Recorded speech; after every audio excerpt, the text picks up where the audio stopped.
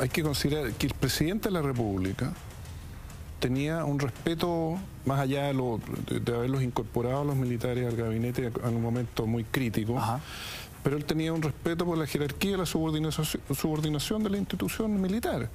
Entonces, él nombra a Pinochet como comandante en jefe del ejército. En la Marina, al mismo tiempo, hay una rebelión contra el almirante Montero, que era el comandante en jefe de la Armada, y se rebelan los almirantes, se le informa al presidente Allende, y el almirante Merino, que es el segundo, viaja a reunirse con el presidente Allende. Tiene una conversación muy dura, porque el almirante Merino era muy franco, tenía un carácter distinto al de Pinochet, en el sentido, era claro y abierto.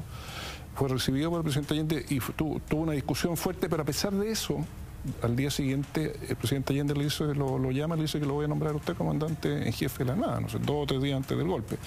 Entonces, eso hablaba de la relación que había del presidente con Pinochet. Lo que hace después Pinochet al día siguiente, cómo se produce un switch, y enseguida ese cambio lo mantiene hasta el final.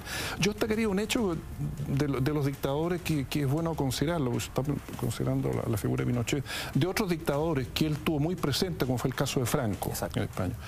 El general Franco, a diferencia de Pinochet, tenía una larga y muy brillante carrera militar al comienzo joven. España tenía dominios en África, hubo guerra y él tuvo una participación como joven oficial muy destacada, llegó a ser el general más joven que había en Europa. Entonces tenía esos antecedentes profesionales que daban una gran legitimidad. Y el segundo rasgo que decían de Franco los historiadores, estoy leyendo colegas de ustedes, ¿no? de la historia del régimen de Franco, lo que caracterizaba a Franco era la crueldad, que se demostró en la guerra y después se demostró en la represión cuando asumió el poder y hasta el final del régimen franquista. Y Pinochet tuvo una crueldad realmente muy impresionante, porque él no puede haber estado ajeno del terror y el horror que ocurrió y que caracteriza su régimen y que va a acompañar la historia de nuestro país, no solamente la historia de él, la historia de nuestro país como etapa de 17 años de abuso y de atropello y de crímenes fuera del país y en el país, y en eso él es el principal responsable, o sea, la crueldad. Pinochet admiraba a Franco. ¿Es cierto que el año 75 viaja incluso a su funeral? Exactamente. Sí, claro. Él va a estar en España, va a estar pocos días, porque se va a ser finalmente persona non grata, pero es recibido en el aeropuerto por el rey Juan Carlos, el antiguo rey. Va a estar algunos días ahí. Hay una famosa foto donde aparece sentado justamente junto a Imelda Marcos. Y bueno, la historia también cuenta de que viaja con Manuel Contreras y van a reunirse con militantes italianos de extrema derecha. Y eso va a ser muy mal visto por la prensa española. Pero lo que pasa ahí que él, a la muerte de Franco hay dos hechos. Uno, el funeral de Franco, ex jefe de Estado, a la cual va Pinochet, el rey de Jordania, Imelda Marcos, 3 jefes de Estado no demócratas y nadie más del mundo occidental. Y la ceremonia siguiente, 1 o 2 días después, es cuando a Juan Carlos, que es sucesor de Franco, lo van a coronar, o no sé cómo se llama, rey de España. Y ahí se van a asistir jefes de Estado y jefes de gobierno. Y el presidente de Francia, Valéry Giscard d'Estaing, le hace saber al gobierno español que él, si el general Pinochet está en Madrid, él no va a Madrid.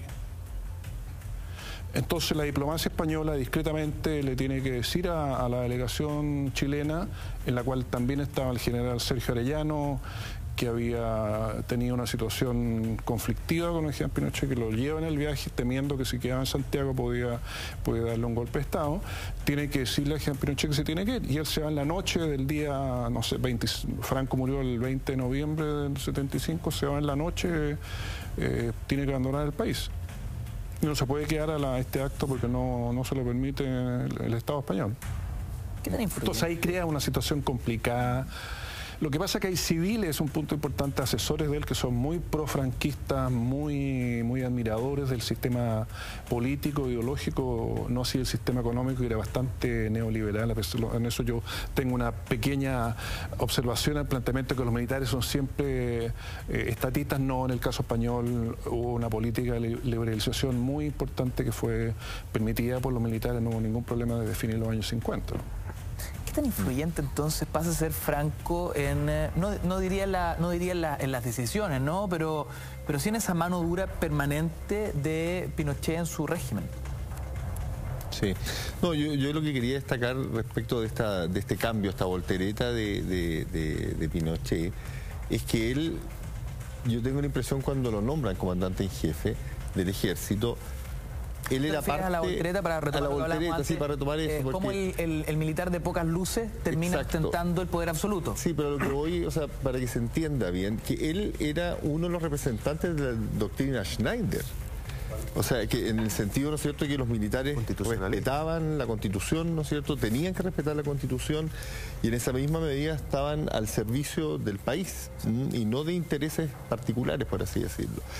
Y eso es lo más impresionante, o sea que él incluso en la prensa de la época, cuando ya se rumoreaba golpe, se hacía alarde de un posible golpe, en distintos diarios en particular, o medios de comunicación, ahí tú te das cuenta que este personaje aparece como una garantía, ¿no es cierto?, a que aquí no va a haber golpe de Estado.